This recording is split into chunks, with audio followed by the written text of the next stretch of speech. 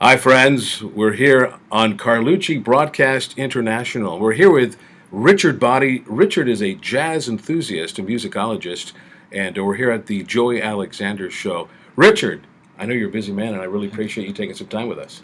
Oh, thanks for asking me to be here, Mike. I'm ready. All right. And you love jazz. I love jazz, but you are an expert on it. So, first off, how did you begin appreciating this original American art form? Yes, I grew up with musicians. Even though my dad was a pastor, a minister, and my mother was a classical singer. On occasion, Mom would sneak on the old '78 records that had real jazz on it, of Calloway and stuff like that. So, Right. as a kid, I'm listening to Louis Prima and people like that, and I'm saying, "Whoa, I like this because it has a little bit of rhythm to it." And I taught myself piano when I was a little kid because there was a Okay. piano in the house. And Right. from that point, I just started experimenting. And I then, with records, were no longer 78 spinning around. They were Right. down to 33 and a half, Yes. 10-inch long. They weren't the long ones yet. And started buying jazz albums when I was about 12, 13 years old.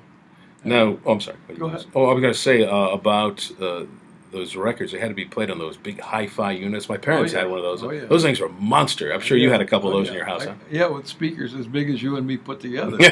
huh? Yeah, the 78s, I mean the 33s with Jerry Mulligan was my first exposure back in 62. I'm 52. Gee, I'm almost 100 years old, so I lose time here. Well, you look great. You look about 45.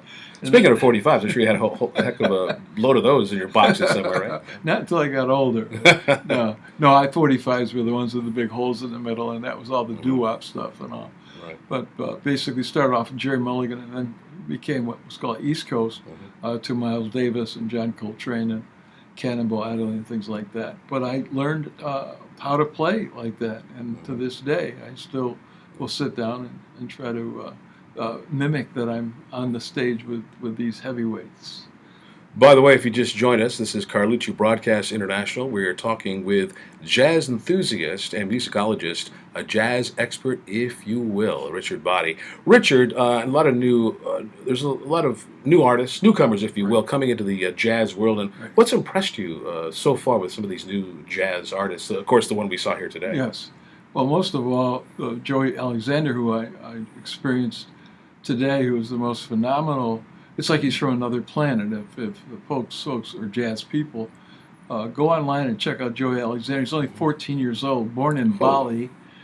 He's been in the United States since he was about 9 years old. He started playing professional jazz at about 10 years old. And there are a lot of videos that are online right now where you can check them out. But I stumbled on him, and then I said, I want to see him for real. So that's why I'm here today. But up to this point, the biggest influence with me, other than vocal groups like Four Freshmen from way back and then Manhattan Transfer today, mostly Miles Davis, because he was weird enough and had enough going for him Yeah. that it just made an impression on me. To this day, I still have in my car on the CD, I play Miles's "So What," and Oh. it keeps the Yeah. blood pressure down.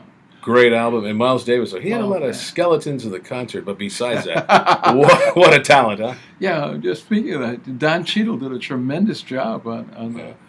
a movie about Miles. It's called Miles Ahead, and it showed Yeah. how volatile and crazy he was. But generally, people of that level, they're a little bit off too, a little bit weird too. You could tell that's why I'm not famous yet, because I've been able to not be too crazy. Right. Question for you, going back to Joey Alexander, what is he providing that's really bringing this enormous excitement and that everyone's embracing to this phenomenon, if you will? That he's only about 4'2", and the two guys he had in the group, one guy was 400-pound drummer, and a guy who was on bass was about 6'4". And here's Joey standing in the middle of after the concert, and you say these guys can make five of him. No, this guy was the most prolific, most intense jazz pianist, and I've seen almost all or heard almost all the ones that have in the 20th century up until the 21st century. I'm talking about Herbie Hancock and Chick Corea and Keith Jarrett and Oscar Peterson, and goes on, and Dave Brubeck. This 14-year-old One of my kid faves, huh? can play all of their stuff with no music. Wow. You just answered why this guy's Yeah. becoming a phenom. Yeah, no music. There's Wow. nothing on that piano. And he's in his last album. He's written about 4 of the tunes on his last album called Eclipse. They did this live session the day of the eclipse, just last fall, whatever that was. And the bass player and the drummer, and he came back into the studio, never said a word, sat down and put together about a 10-minute presentation without ever talking to each other. And that's the title of the album, is Eclipse, with this number that they've done. Almost a spiritual thing. But it's scary when you look at the kid and say, this guy he's born in 2003. And this guy is only about 4 foot, seriously, about 4'2", maybe 4'4", about a high hurdle length. Wow. And the guy is just, his hands shouldn't be big enough to even play octaves on the left hand. But he's doing stuff that you can't do. Yeah. That's what I kept saying to my wife, Shirley, you can't do that. And he's doing it. Well, I look forward to seeing him next time when he comes in town. One quick question, because I know you got to run, and I got to run out here too. Obviously, you mentioned piano was big, instrument-wise, in your home. Besides playing the piano, any other instruments that you're pretty expert, if you will? Yeah, I was. As a kid, I was a violinist for 7 years. Wow. I used to get beat up taking my violin to school. I played trumpet, bugle, flute.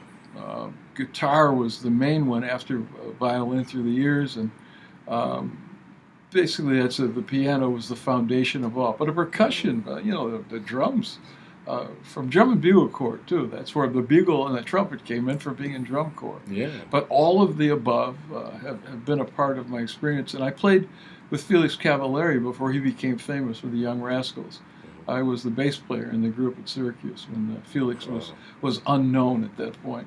He tried to convince me to move to New York with him when he left school after his freshman year. I said, Felix, there's no way a white guy like you is gonna be able to sing the stuff we sing and you're wasting your time, man. He said, Boddie, I think you ought to come with me. Well, I ate those words now. Felix is in the Rock and Roll Hall of Fame in Cleveland, and I'm still teaching. You should be teaching a class at a college about just jazz, because you have so much information, so many years following it, and I tell you, I mean, someone can learn a lot. Just maybe, I know, 18-week or 16-week semester, they can learn a lot just in one day with you, hanging with you. And we are hanging, of course, with Richard Boddie, jazz enthusiast and also musicologist. And Richard, I appreciate your time, and hope you come by and see us again. And before I do close, you did say you were a violinist. You don't look like a violinist to me. You look like more like a bass player, the big bass. That's what it came boom, to. Boom, boom, that's boom, that's where I did transition to the stand-up bass, because they're the exact same tune, Sure, the same strings. And right. All, so that was the thing that I evolved to. Yeah. It's in the same family. Richard Boddie, I appreciate your time, my friend. Come by and see us again. You've been watching Carlucci Broadcast International, and next week we will be talking to Joe Montana, former quarterback of the San Francisco 49ers, and I believe Mike Judge from the Yankees might be coming by. I know you're a big Yankee fan, so Rich will be tuning in then. Hope you tune in. We'll see you next week. Have a great week, and be well, my friends. Ciao for now.